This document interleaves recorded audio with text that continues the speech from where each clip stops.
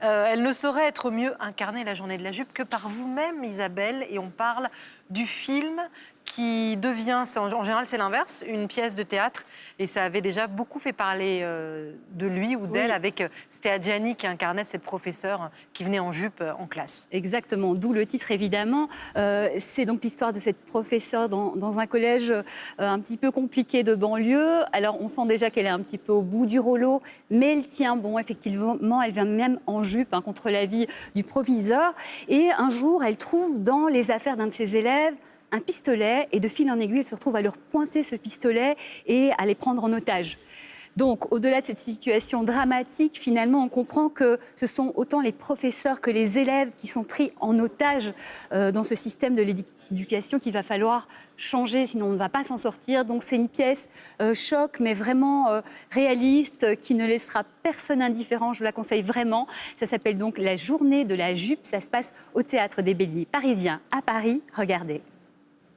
Vous allez chez le principal, c'est clair ? Ma mère, t'as envie de mourir, toi. Eh, vous avez pas le droit, madame. Est-ce que je prends vos affaires, moi ? Tu es assez intelligent pour savoir que ça n'a aucun rapport, tu sors. Écoutez-moi bien, madame. Vous me rendez mon sac tout de suite, sinon je vous défonce. Voilà.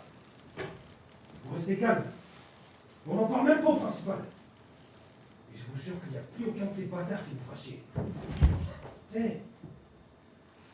êtes sous ma protection, madame. Et pour ça, vous savez ce qu'il faut faire.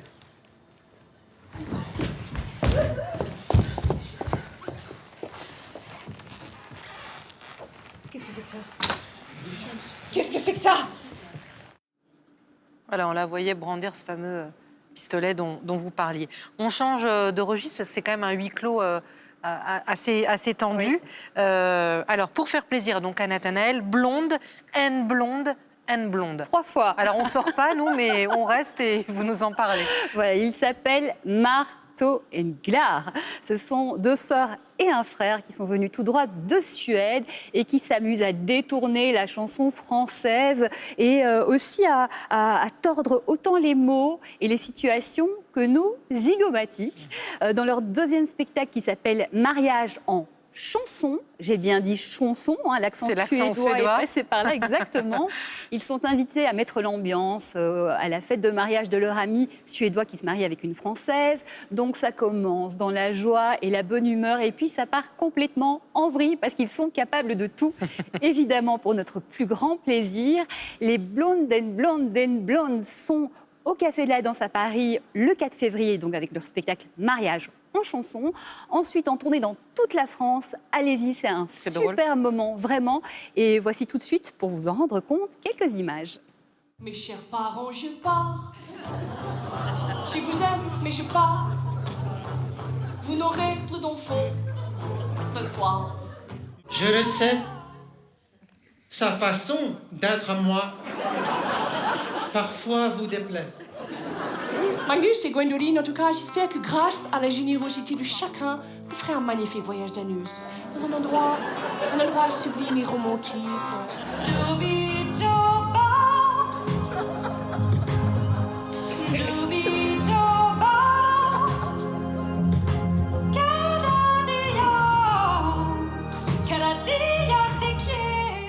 Alors, on va essayer d'éviter le fou rire, mais ils sont complètement dingues.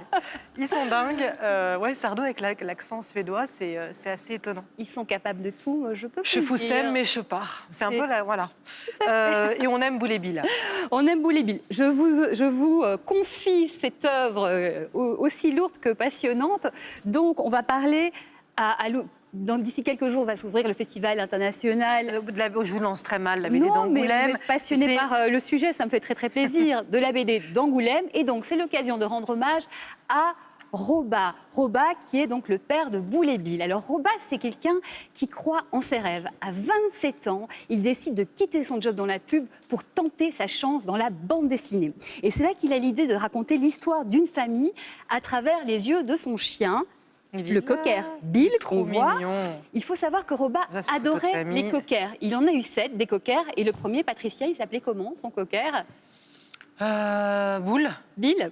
Bill. C'est le cocker. Boule, c'est le petit Je garçon. pensais qu'il y avait un piège. Je pensais Mais qu'il y avait non, un piège. moi, je ne fais pas de piège. Donc, Boule et Bill, c'est vraiment l'œuvre magistrale de Jean Robat. Et donc, justement, cette œuvre donne plein de documents, des images, des planches originales, des propos de l'auteur. Et vraiment, au-delà de nous raconter une histoire, celle de Boule et Bill, c'est vraiment l'histoire de Jean Robat, de sa vie que ça nous raconte. C'est vraiment un hommage très touchant. Donc, oui. Eh bien voilà, celui-là, il est là. le cocker Voilà, qu'on peut voir peut-être en gros plan, c'est l'occasion. Donc Boule et Bill, l'art de Robat par Le Christelle voilà. et Bertrand Pisavy-Hiverneau. C'est donc aux éditions d'Argo et c'est passionnant, c'est l'histoire d'une vie et voilà, c'est toujours très très beau ces choses-là. Un petit récap, Isabelle. La journée de la jupe. Voilà, après le film, la pièce de théâtre, ça se passe au Théâtre des Béliers parisien. Les Suédois Blonde nous invitent au mariage en chanson au Café de la Danse à Paris et en tournée. Et enfin, retour sur une vie de BD avec Boule et Bill, l'art de Robat.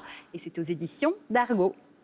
Alors, est-ce que Nathanaël, merci beaucoup Isabelle, c'est toujours un plaisir, l'éclectisme et puis des trouvailles, des perles. La revue de presse avec l'accent suédois ou Mais avec un immense plaisir, hein. Allez, je peux c'est aussi vous le parti. faire en dansant.